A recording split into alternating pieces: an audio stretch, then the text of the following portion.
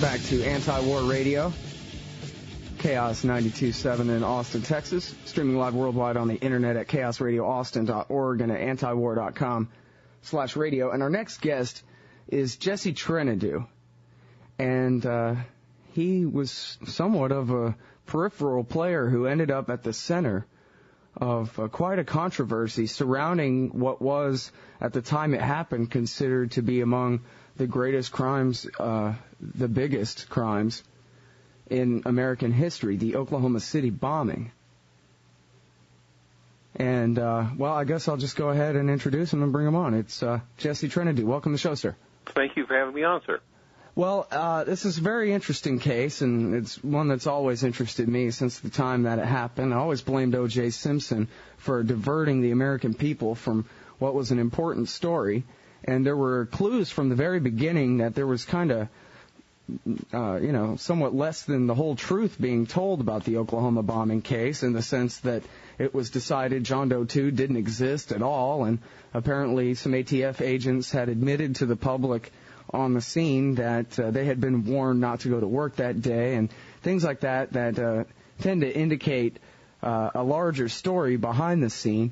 And then I guess my first question for you is, when did you become involved in, or how did your case eventually merge with the Oklahoma City bombing case? And at what point did you realize that the story of your brother's death was tied to the Oklahoma City bombing story?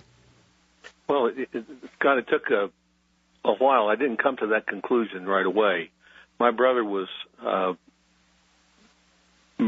tortured and murdered in Oklahoma City in August of 1995. He was extensively tortured and strangled with a pair of plastic handcuffs. The FBI said it was a suicide. It was a suicide by hanging. He was in federal custody at the time. And it occurred, I guess, 4 or 5 months after the Oklahoma City bombing. I had no reason to suspect that my brother's murder was linked to the bombing at that time. About 6 months later, I think it was in January of 1996, I received an anonymous call, and the caller said that my brother had been killed by the FBI, that it was an interrogation that had gone wrong, terribly wrong, that it was a case of mistaken identity.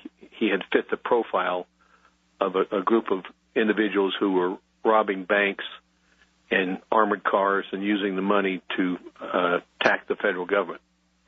I dismissed that call as a crank call, and I have gotten a lot of those over the years.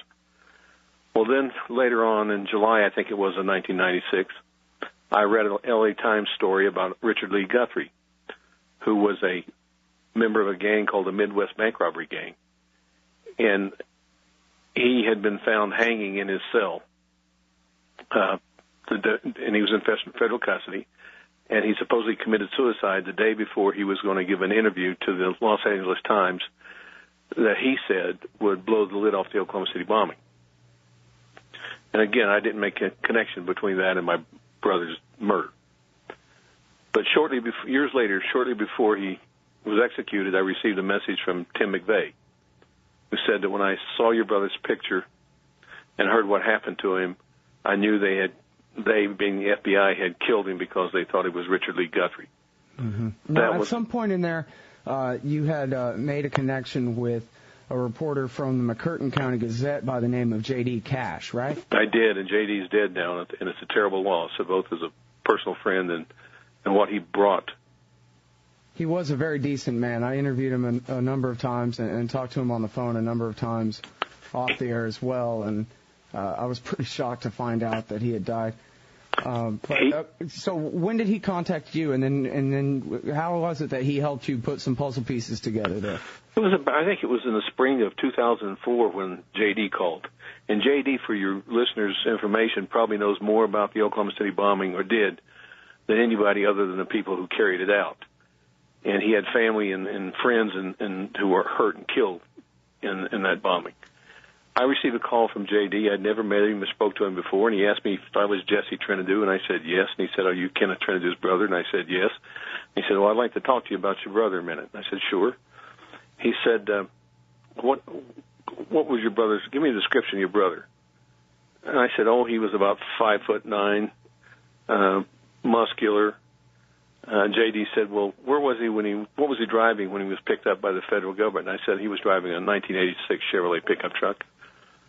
And J.D. said, do your brother have any tattoos? And I said, yes. And he says, what kind and where? And I said, he had a dragon tattoo on his left forearm.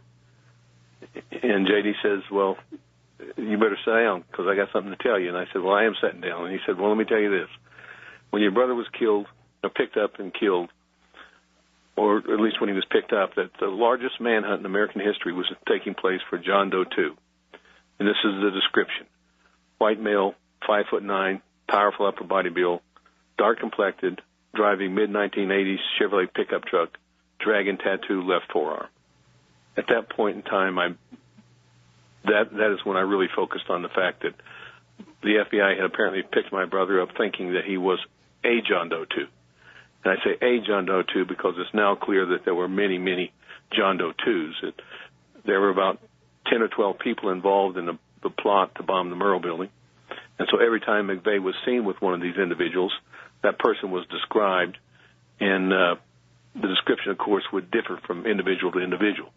But Richard Lee Guthrie matched my brother's description, matched John Doe 2's description. Guthrie was 5'9", powerful upper body build, dark complected, dragon tattoo left forearm. And he, of course, was found hanging in his cell.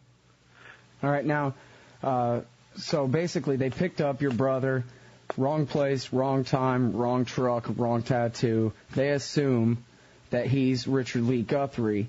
And then, so is this early enough in the investigation that they were still even looking for a John Doe 2, or they were already pretending there was no such thing? Were they trying to get your brother to admit that he was John Doe 2, do you think?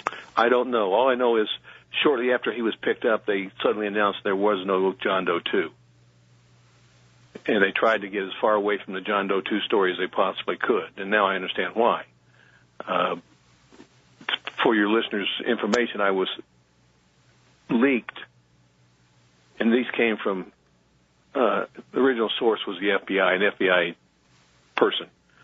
2 teletypes written by FBI Director Louis Freeh talking about a sting operation that was in place at a white supremacist paramilitary training camp in eastern Oklahoma called Elohim City. Mm-hmm. According to the documents, it was a joint operation being run by the FBI and the Southern Poverty Law Center. Now, the Southern Poverty Law Center denies any involvement, but the documents say what they say. Well, and do they say who exactly were the informants connected to the SPLC? They do, but they've been blacked out. So I've been leaked 2 of them. And so I file a request under the Freedom of Information Act with the FBI saying I want all your documents involving a sting operation at Elohim City with the Southern Poverty Law Center that led to the bombing of the Murrah Building in Oklahoma City. I knew the FBI would come back and say they didn't have any, and this is what they did. So I sued in federal court to get the documents. They represent to the judge that there are no documents responsive to my request, so I filed those documents I had, the 2 of them. I knew they would, with the court, I knew the FBI would come back and say those were fake. I had ready an affidavit from a retired FBI agent who said, no, they're real. The federal judge goes ballistic on the FBI at that point in time, orders them to do a manual search. They come back with 155 pages of documents involving the sting operation. But the earliest document is dated the afternoon of April 19th, 1995, which is the day of the bombing, about 4 hours after the bombing. So I go back to the court and I say to the judge, I said, there's no way this sting operation sprang to life 4 hours after the bombing. It had to have been in place before. And meanwhile, I'd been able to get in to see Terry Lynn Nichols. I spent a day and a half with him.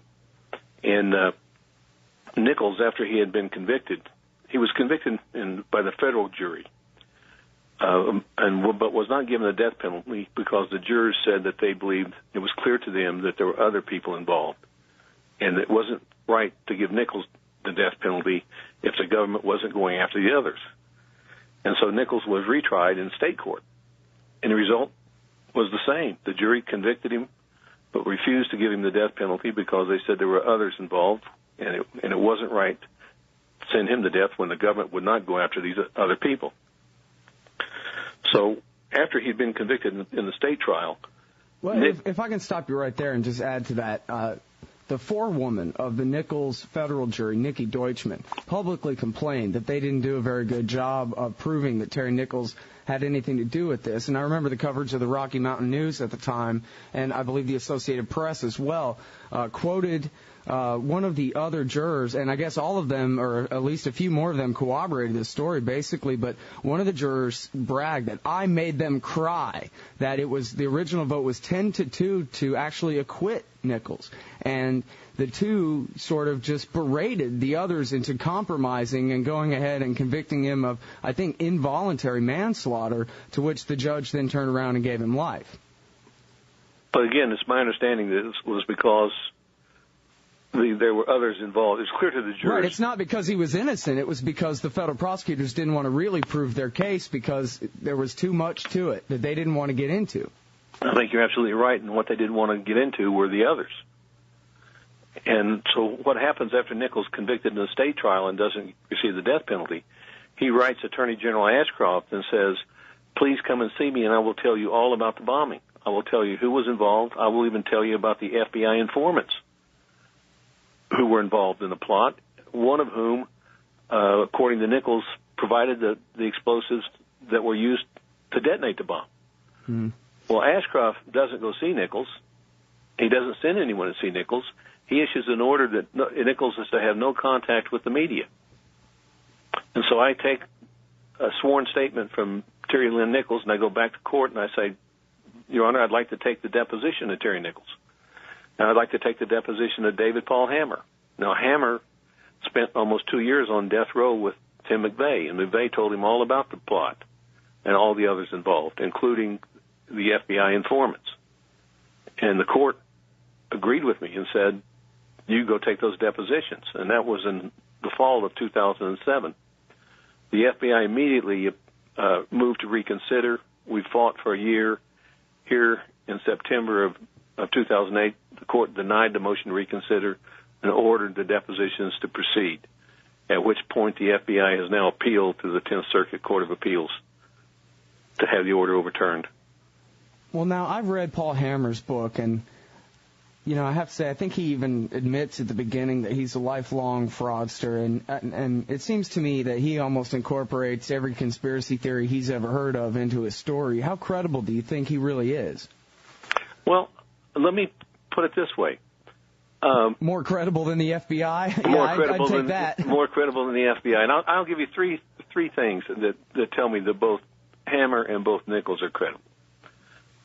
4 things, I guess, with Nichols. First of all, Nichols, it is an amazing story of sin, redemption, and forgiveness. He has reached out to several of the victims and basically asked for forgiveness, the families of the victims, 2 in particular who both lost grandchildren.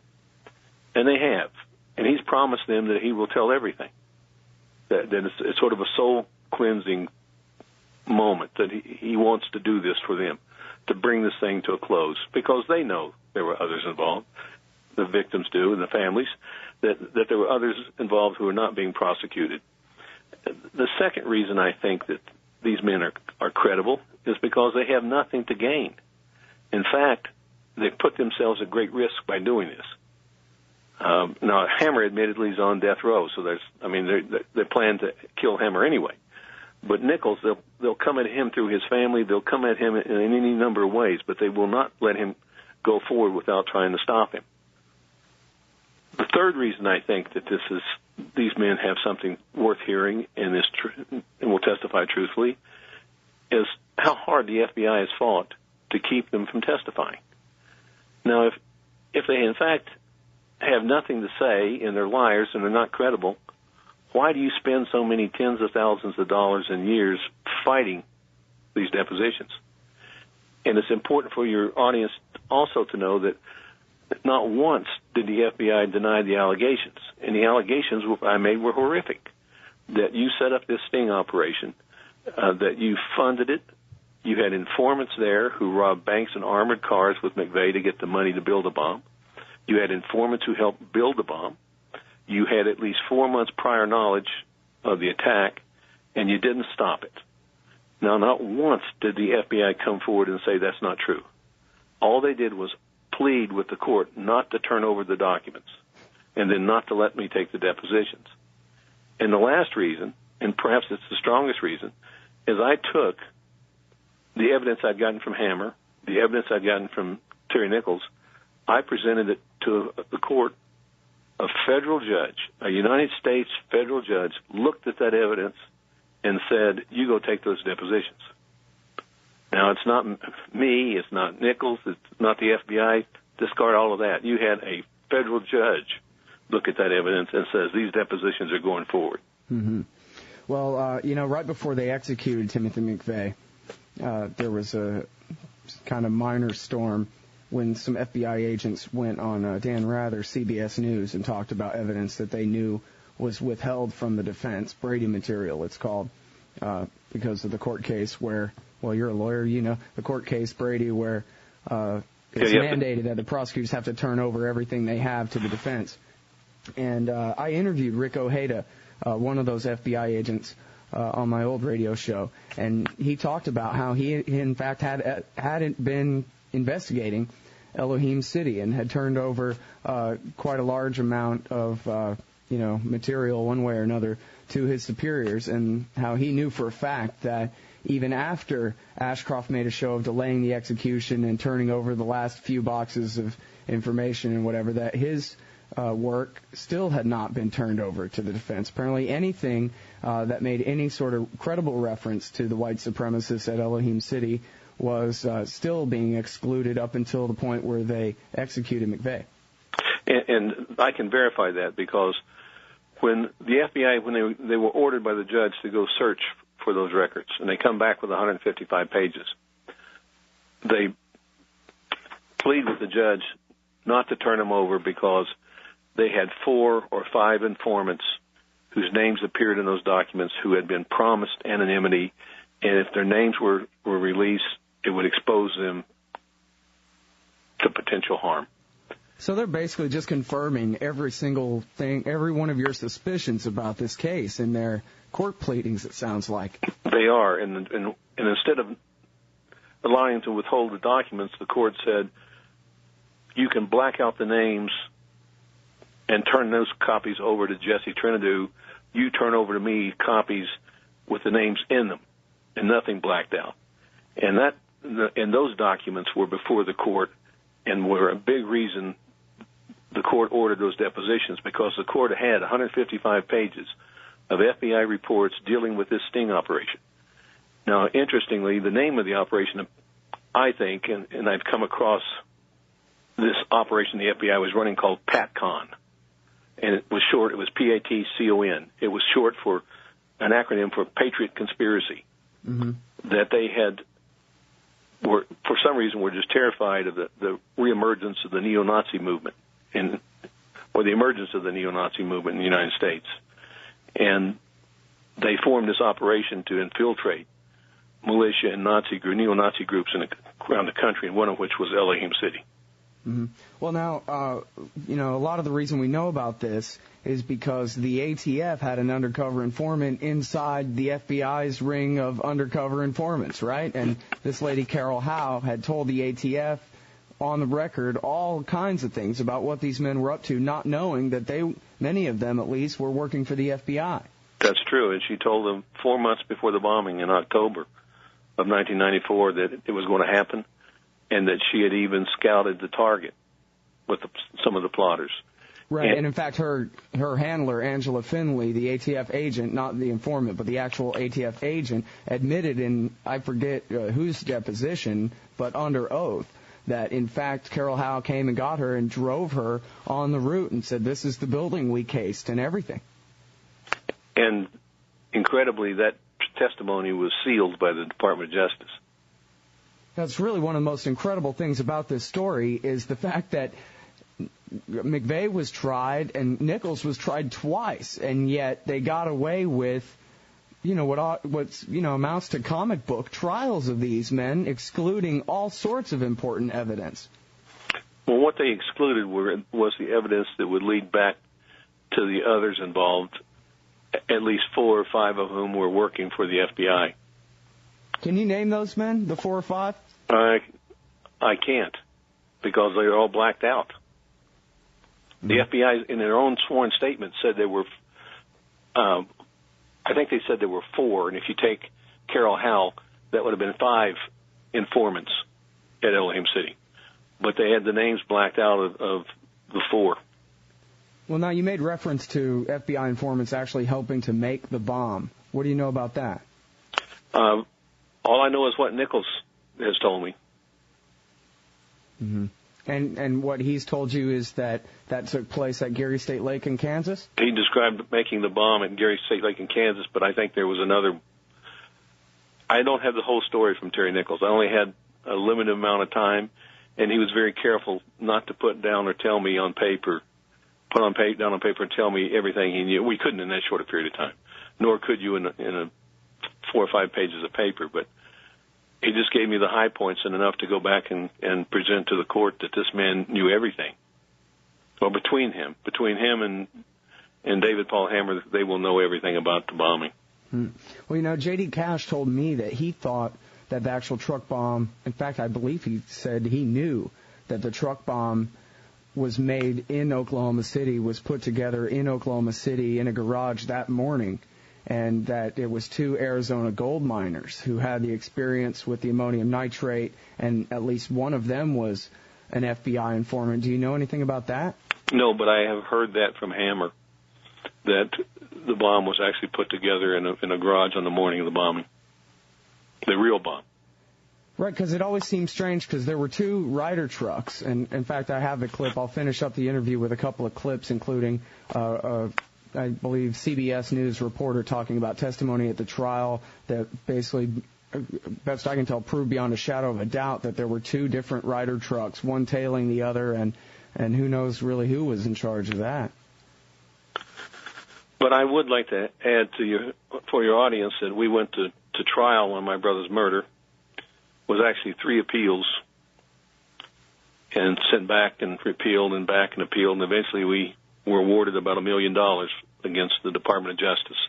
Really, for the wrongful death of your brother? No, we couldn't prove that because we didn't have a motive at the time, and the FBI destroyed so much evidence. I mean, the cell was cleaned, my brother's was undressed, and his blood-stained clothing was thrown away. The crime scene photographs disappear. The video camera malfunctions. The logbooks disappear. The award was for the intentional infliction of emotional distress. The award was for what the FBI had done to my family. And the harassment. They made 2 attempts to indict me. But anyway, But that doesn't preclude you from seeking remedy on any of these other issues, does it? No. And what we've done then is we've taken care of my brother's wife and my nephew, his son, paid our debts, and we have $250,000 left over that we put up as a reward for the FBI agents who did this. The website where the information on the reward is KMT Reward, and the KMT is Kenneth Michael Trentadue, my brother's initials, KMTReward.com. And you even took out an ad in the Washington Times recently. A quarter-page ad. And did you get much response from that at all? It's too early. That was only last week. Yeah. This will be a long grind. And we're in it. It's been over 13 years now, and if it takes another 13 years. Yeah. Well, now, President-elect Obama has announced that his choice for Attorney General is this man, Eric Holder, a leftover from the Clinton administration, or I guess a rerun from the Clinton administration. And you've sent me a couple of PDF files of some memos going back and forth from inside the Justice Department that have to do with your case and have to do with this new Attorney General nominee, Eric Holder. What's the story there? Well, first, I'd let your audience know that I actually voted for President Obama, so I'm not an Obama basher. But Eric Holder was the Deputy Attorney General in the Clinton Reno Justice Department. Holder was assigned to cover up my brother's murder. It was his job to diffuse any inquiry by Congress, and he was running what they call the Trentadue mission. And these emails are back and forth at the highest levels of the Department of Justice, including Holder, talking about the Trentadue mission, talking about it being as difficult to coordinate as the invasion of Normandy, using childish, silly-ass comments like Trenadues and Trenadon'ts, but it clearly shows that Eric Holder ran the cover-up. And he was in charge of, what, getting the House Government Oversight Committee to not investigate? Yes.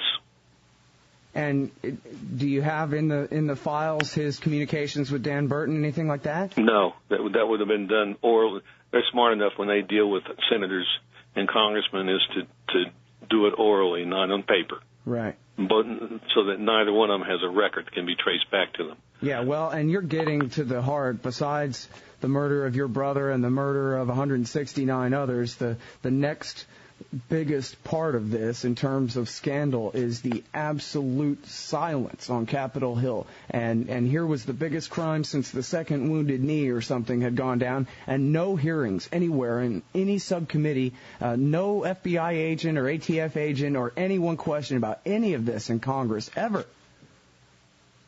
And that's true. And bear in mind that this all came down. My brother's murdered before the re-election of Bill Clinton.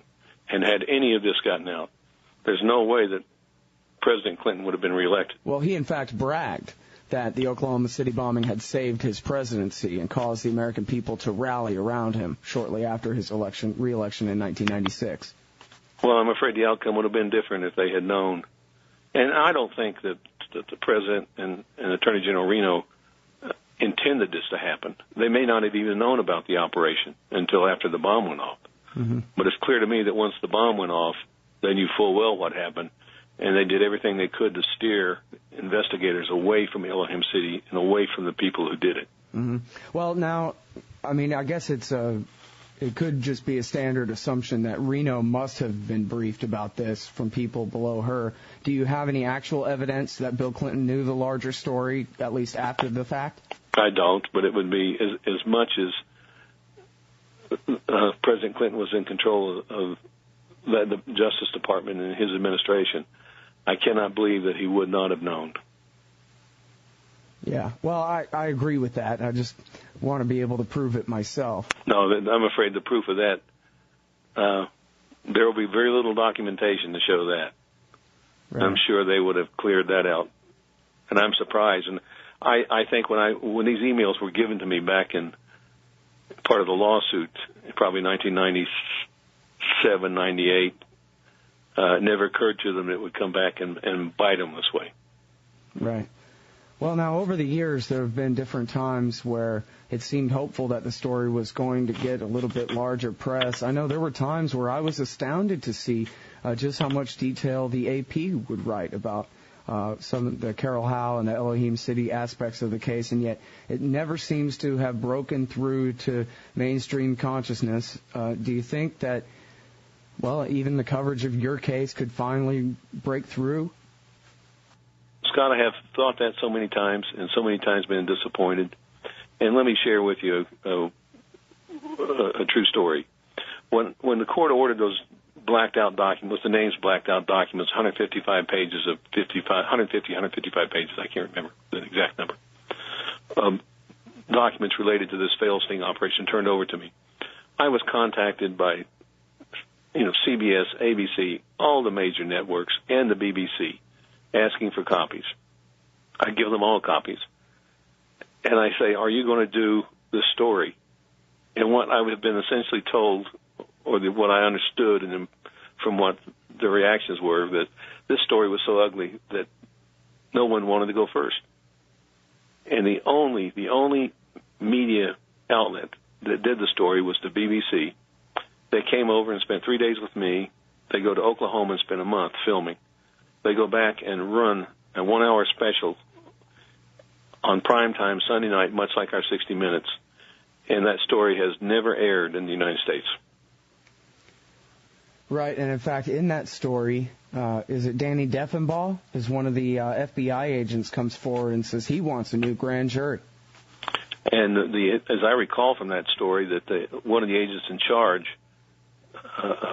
Mr. Colson of the investigation. Danny Colson. I'm sorry. I always get those two confused. Help straighten me out. And Colson was told, he said, at least he stated in that interview with the BBC, he was told not to go after the people at Elohim City. And he said that was the first time in his 30-plus year career with the FBI he'd ever been told not to pursue suspects. Wow, yeah, and, this gets back to the must-have-been role of Bill Clinton, the idea that, on the 2-year anniversary of Waco, that this would happen and that it would all be the FBI's fault again, the kind of thing that I guess they were willing to break their spines bending over backwards to prevent. I think that's probably true, and while we don't have that paper trail to President Clinton, you do have that paper trail to Eric Holder and my brother's murder. Right. Well, do you have any friends in Congress whatsoever? Does your own congressman express any interest in this case? Well, my senator's Orrin Hatch. Oh, great. Yeah. And Orrin Hatch has publicly called this a murder, publicly promised my family hearings, and as you can see from the emails with Eric Holder shut him down. The only one who tried to help was Congressman Dana Rohrabacher, who was my mother and father's congressman. He's fought the FBI over 13 years on this. He even tried to investigate it, issued subpoenas to the FBI to produce the documents and records, and they told him no. Right, I remember that. It was announced publicly that he was going to hold some hearings, and then they never happened. They never happened. And, of course, he buys into all this. Terry Nichols was trained by Ramzi Youssef, who was really an Iraqi, and all this Judy Miller, Lori Milroy garbage, though. Well, but I have seen nothing to indicate that this was anything other than homegrown terrorism. And all I've seen are FBI documents, and all the FBI documents talk about this being done by Americans, not Middle Easterners, not Filipinos, not Muslim extremists from another country, but Americans. Mm-hmm. Yeah, well, and I guess so we can put Lori Milroy and Judy Miller's reporting on the Oklahoma bombing right in the same category with the rest of their reporting about everything they've ever reported about, I suppose. I'm not familiar with them. Oh, okay. Well, they're basically Dick Cheney and Scooter Libby's favorite conspiracy theorists, and spent the whole later half of the 1990s trying to pin the Oklahoma City bombing on Saddam Hussein. Well, by quite a few ridiculous degrees of assumption and conclusion leaping and speculation that turned out not to be true. In fact, you might remember the story. Sorry to take over your interview here. You might remember the story right after September 11th that James Woolsey, the former head of the CIA, went to Britain to compare some fingerprints. He was going to try to prove that Ramzi Youssef was really a secret agent of Saddam Hussein, and of course his mission failed, because that's not true. But I wasn't aware of that either. I said I never started out to solve the Oklahoma City bombing. I started out to determine why my brother was murdered and to get the men who did it. Mm-hmm. And my quest has taken me to the Oklahoma City bombing. Right.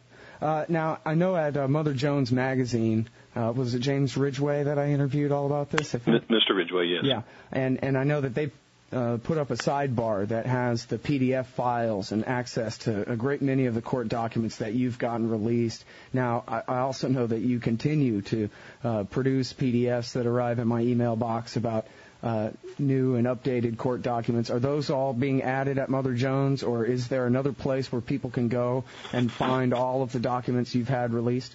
No, there isn't. And the reason I'm not that sophisticated to be able to maintain and run a site where that would happen, but the reason I send you the materials and send it to everyone else is I decided early on that for my own safety, it was best once I got something that was very incriminating and very hurtful to the FBI to make sure that it was disseminated as widely as possible so that there would be nothing to be gained by doing harm to me. It sounds, maybe it sounds like a coward, but I think it's just good sense that if I have the information and nobody else does, it makes it more likely that something bad will happen to me. And as I said, they made 2 attempts to indict me. I told you that Richard Lee Guthrie they found hanging in his cell. Well, we had an eyewitness, a man named Alden Gillis Baker, and a month before the trial was to start, he was found hanging in his cell in federal custody. There was another witness, a videographer, who looked at the videotapes that were in the institution the night my brother was killed and said they had been erased. And he did that at the request of the Department of Justice, investigated it and examined it. They immediately come back, the Department of Justice does, tell him not to write a report, seize the camera and the tapes and take them away. He calls me and tells me about it, and then he dies before the trial starts. My God. Well, yeah, these fears are clearly justified, and it just goes to show, maybe that's not, ironclad or whatever, but especially all these men dying in prison, it goes to show what lengths they will go to keep the truth of this buried. Although I wonder why at this point it doesn't seem like anybody else cares anyway. I had a friend once tell me that America is a three-party system. There are Democrats, there are Republicans, and then there's the third party, and that's the party that never leaves office, and that is the head of these various agencies such as the FBI and BATF. Mm-hmm. They have an interest in preserving and protecting their agencies, and they're always here. Presidents come and presidents go, but they stay. And they're not going to release anything that harms them. And can you imagine the harm it would do to the FBI and the alcohol, tobacco, and firearm people if it came out that they had actually known about it and perhaps even helped perpetrate this attack? Yeah, well, that's why I guess really one of the reasons, obviously you have a extreme personal interest in this story, but one of the reasons I've taken such an interest in this story for, 13 years now is it seems like the perfect story to beat everybody over the head with and show them that, listen, they can get away with covering up the biggest crime ever. They can get away with not holding hearings. They can get away with having Dan Rather repeat to us that, turns out there was no John Doe 2, so go back to your O.J. Simpson trial, and they can get away with that. Well, they have. They have. Well, so tell us exactly where you are in your court process now. Where's your case? What level of appeal? What more are you trying to get out of them? And what level of success do you expect to have in the short term? Well, our civil trial is over. As I said, they paid the judgment, and we used part of that money to put up the reward. The depositions of Terry Nichols and David Paul Hammer, the FBI has appealed.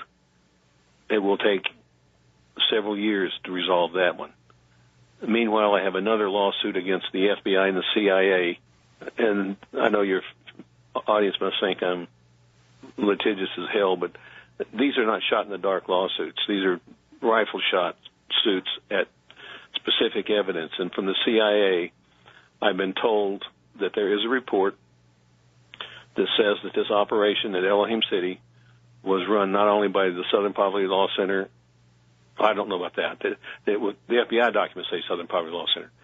I've been told the CIA report says German government FBI joint operation. And it makes sense because the German government was alarmed at the emergence of the neo-Nazi movement, which came back, which sprang to life in the United States, has since been exported back to Europe, and apparently is thriving in Germany and France. Mm-hmm. Well, and that brings up the question of Andre Karl Strassmeyer and his role in all this. Do you think that he's one of these blacked-out informants who is involved in making the bomb? I know that his name is in the documents.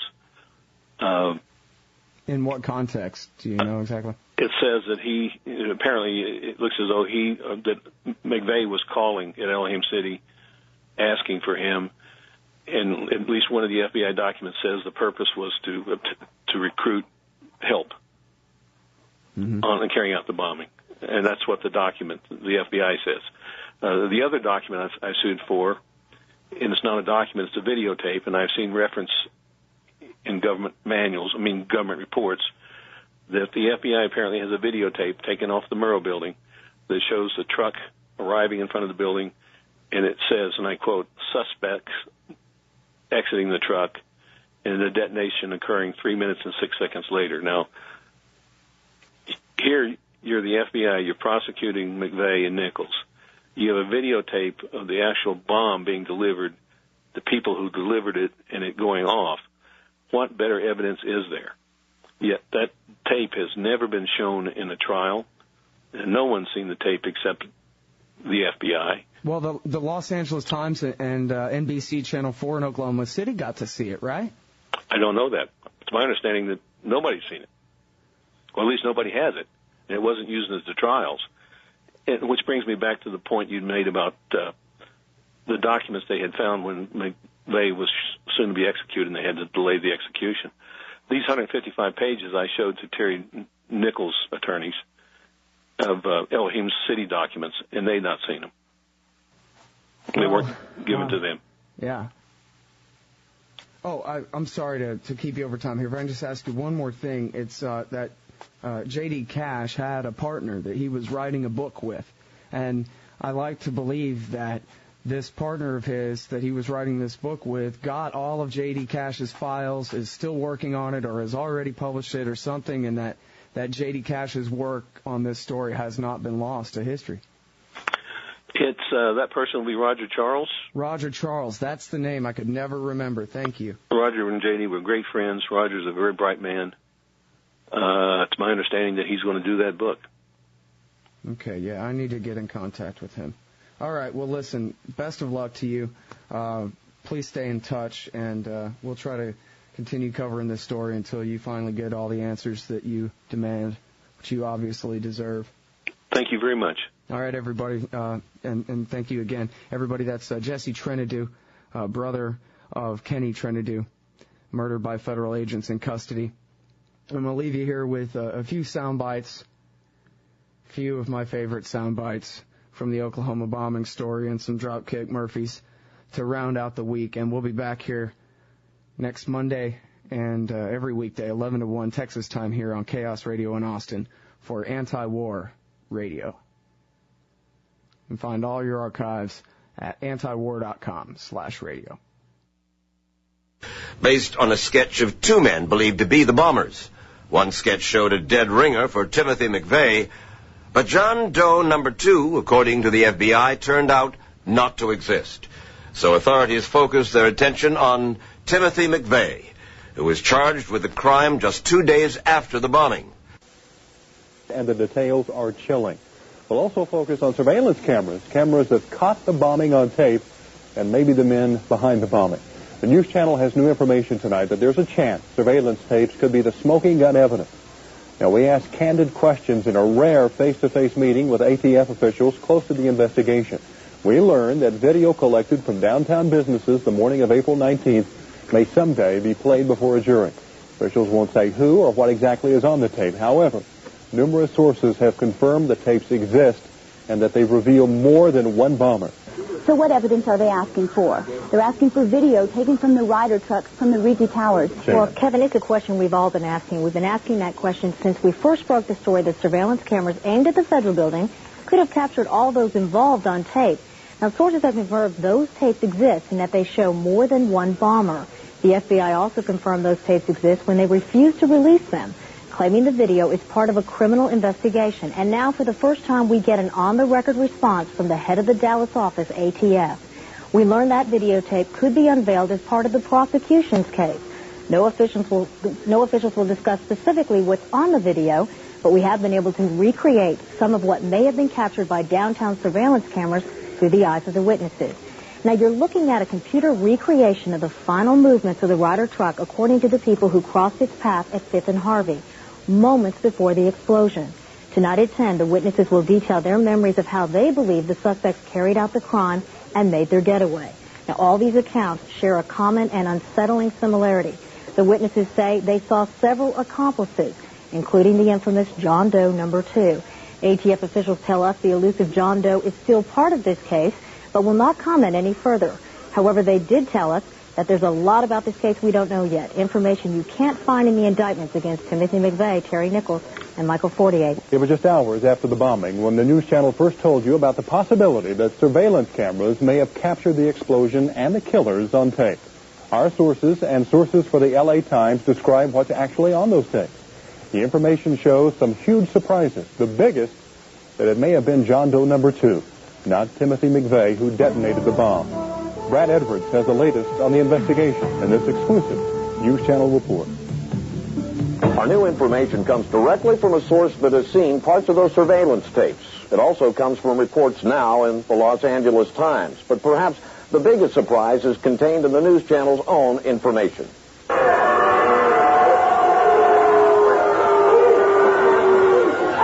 Timothy McVeigh was not the last person to leave the Ryder truck.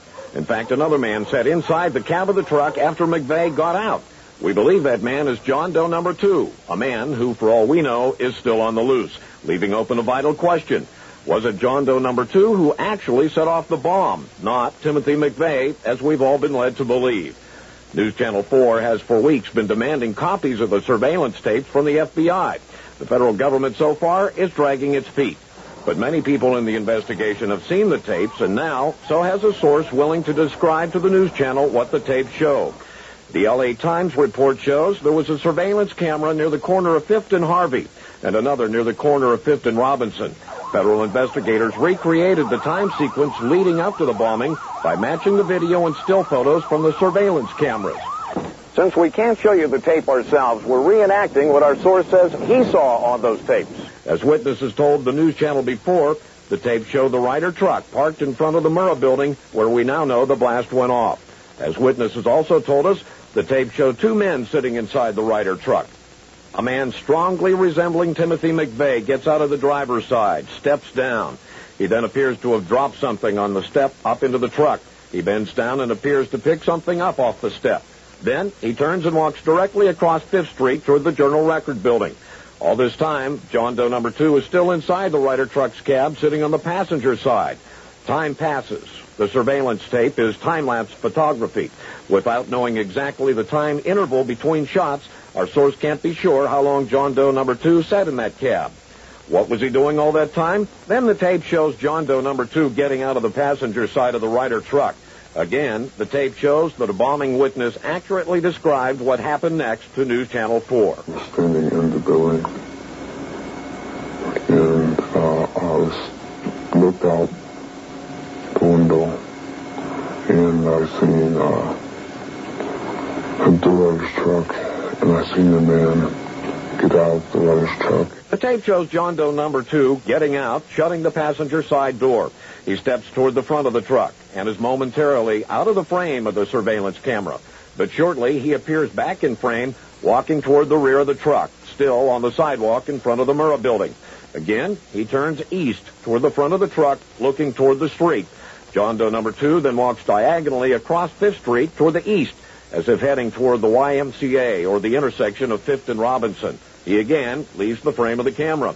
Another camera shooting from another angle clearly shows the actual explosion that destroyed the Federal Building and killed 169 people.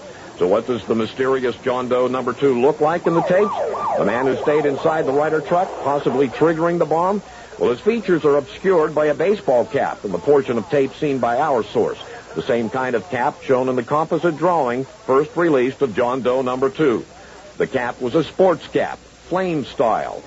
The man himself was taller than the man resembling McVeigh and much thicker in build. He appears to have a dark or olive complexion. Our source saw only a few minutes of tape. He didn't see all of the almost 20 minutes of surveillance tapes that reportedly were distributed to FBI agents around the country to help in their investigation. But they do show enough to raise some crucial questions. Who actually set off the bomb? What was John Doe number 2 doing in the cab of the truck after the McVeigh lookalike got out? And how did John Doe number 2 get away from the Murrah Building? My understanding is there was a video of McVeigh getting out of the Ryder truck, jumping into this other pickup with John Doe number 2. Well, where's that video? Are we ever going to get to see it? I seen McVeigh was with another person. Do you have any doubt in your mind that there was a passenger in the Ryder truck? That's even more. I have no doubt there was definitely a second person, no matter what. There was 2 people in this vehicle. John Doe number 2, and there was a $2 million price put on his head, and now they're saying there's no John Doe number 2. And our witnesses picked out a photo lineup. The news channel shared the information and surveillance tapes of this man with the FBI. They've had some of that material long before our reports went on the air. In the building, and I looked out the window, and I seen a Dollars truck, and I seen a man get out of the rubbish truck. She was just 10 feet away from the man depicted in this sketch when he stepped out of the Ryder truck. He was olive complexion, and he had black curly hair. He was wearing the baseball cap, but his curls were sticking out of his head. He was short in the back, but you could still see the curls in his hair. He was not American. He was foreign. You can tell by his skin, his face, the way his face was. We asked FO Dan Vogel if John Doe number 2 is still part of the investigation.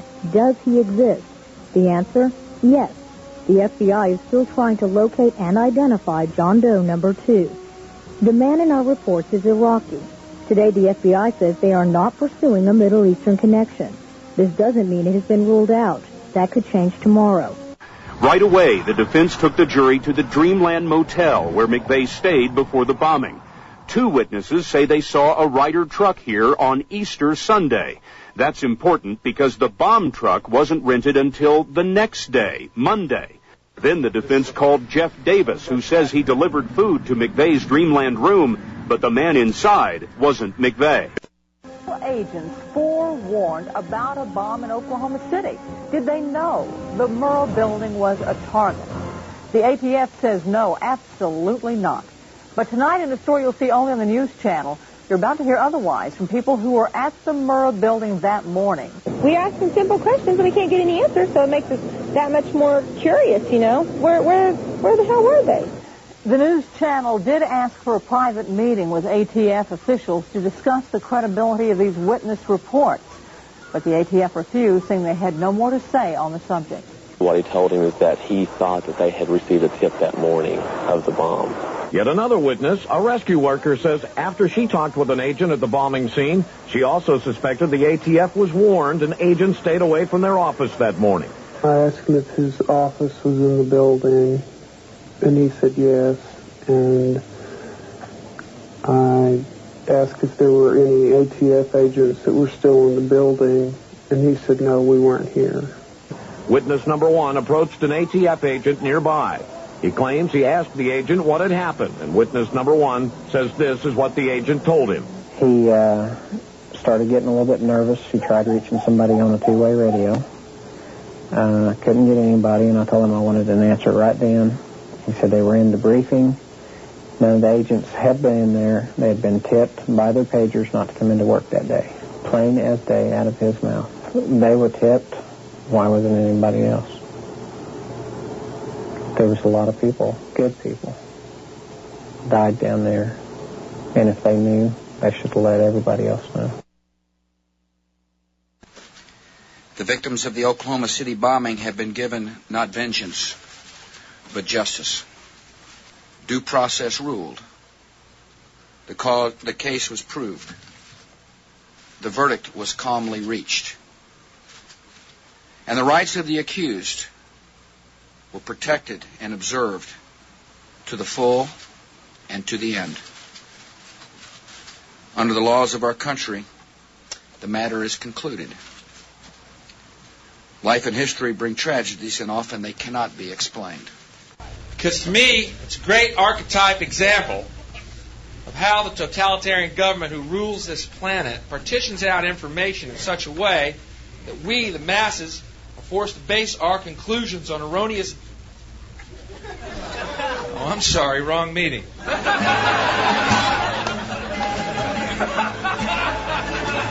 thought this was the meeting at the docks, no? Oh, shit, that's tomorrow night. All right.